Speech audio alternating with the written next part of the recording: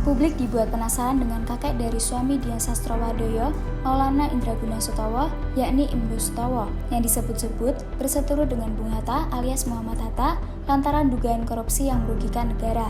Dari masa lalu, keluarga Ibnu Sutowo ini kembali dikulik setelah Dian Sastro memamerkan potret liburan mewahnya saat bermain ski di Swiss baru-baru ini. Alih-alih membahas kemahiran pemain film Ada Apa Dengan Cinta itu, tapi netizen malah rampai tudingan Dian Sastro ikut menikmati hasil korupsi kakek mertuanya Ibnu Sutowo saat menjabat sebagai bos Pertamina selama 19 tahun. Bahkan kebencian tokoh proklamator bangsa, Muhammad Hatta diungkap salah satu akun Twitter @kriswibisana yang menyebutkan Bung Hatta enggan dimakamkan di Taman Makam Pahlawan Kalibata, Jakarta karena Ibnu Sutowo mendapat jatah lahan di sana. Tersedianya lahan makam untuk kakek mertua Dian Sastro adalah alasan mengapa Dr. Andes Muhammad Hatta berwasiat menolak dimakamkan di Kalibata, tulis Kriswibisana. Profil dan sepak terjang Ibnu Sutowo.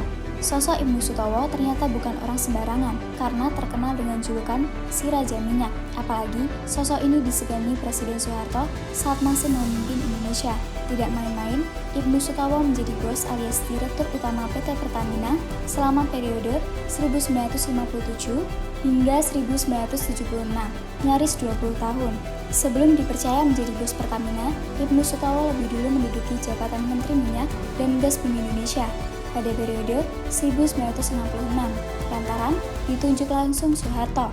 Ibnu Sutowo merupakan sosok dari kalangan militer dan memiliki nama lengkap Letnan Jenderal TNI Dr. Haji Ibnu Sutowo, DSC. Ia adalah seorang Panglima Komando Daerah Militer Sriwijaya pada tahun 1955 hingga 1956. Kiprah Ibnu Sutowo di bidang perminyakan dimulai saat Kepala Staf Angkatan Darat Kolonel Abdul Haris Nasution pada 1957 menunjuk Ibnu Sutowo sebagai Direktur Utama perusahaan PT Tambang Minyak Sumatera Utara. Perusahaan ini kemudian menjadi PT Pertamina dan menjadikannya sebagai dirut. Kasus korupsi Ibnu Sutowo sebagai dirut Pertamina. Di masa Orde Baru, di bawah kepemimpinan Presiden Soeharto, dirut Pertamina Ibnu Sutowo disebut menjalankan perusahaan minyak negara seperti kerajaan bisnisnya sendiri. Mirisnya, sekelas Kementerian Keuangan saat itu tidak mampu mengetahui berapa penghasilan dan pengeluaran Pertamina. Bahkan, dikabarkan Ibnu Sutowo kerap menggunakan kas Pertamina untuk kepentingannya sendiri.